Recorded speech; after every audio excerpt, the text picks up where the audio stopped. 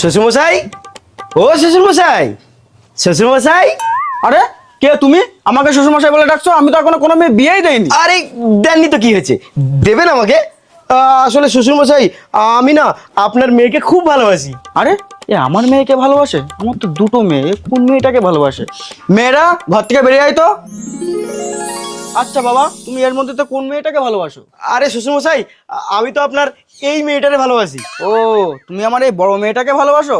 কিন্তু বাবা, আমার বড় মেয়েকে বিয়ে করতে গেলে তো তোমাকে চাকরি করতে হবে। করি তো, চাকরি করি তো আমি। এই যে দেখতে পাচ্ছেন না, আমি শুটবুট টাই পরে আছি।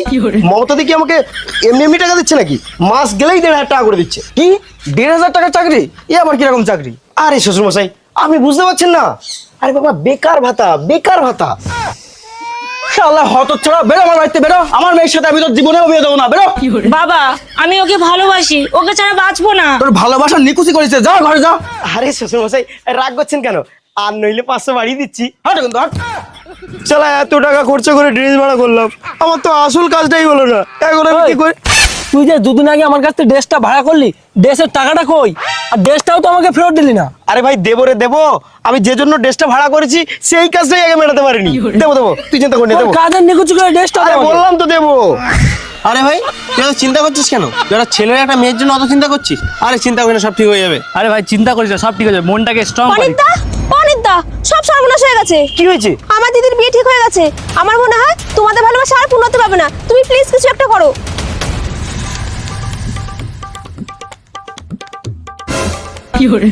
আরে অনিতা, তুমি আমার কপালে সিঁদুর দিয়ে দিলে কেন? আরে তুমি তো বললে কিছু একটা করো, তা কি করবো? আমি তো এটা করার জন্যই লাভাচ্ছিলাম, তাই তো তোমাকে বিয়েটা করে নিলাম। ধর, এখন চলো, তোমাকে দিয়ে আমার প্রতিশোধটা নিয়ে নি। চলো। খেয়ে নে মা, দুটো খেয়ে নে। এরকম করলে তো শরীর খারাপ করবে। আচ্ছা তুই কোনো চিন্তা করিস না, আমি ওর থেকে ভালো ছেলে দেখে তোকে আমি বিয়ে দেবো। না না, আমি ওই ছেলে ছাড়া বিয়ে করবো না। ধর, ওই ছেলের সাথে তোর বিয়ে হবে। সুচিত্রা, বেশ তো আরামে খাচ্ছ। কি ভেবেছিলে কি? হ্যাঁ, বিয়ে ঠিক করে মহানন্দে জীবনযাপন করবে? কেন, আমার ভালোবাসাটা কি মিথ্যা ছিল? মানে? মানে আমার সাথে প্রেম করবে আর বিয়ে করবে এই সরকারি টাকাওয়ালা কাউকে? দেখো, তোমার বোনকে আমি বিয়ে করেছি।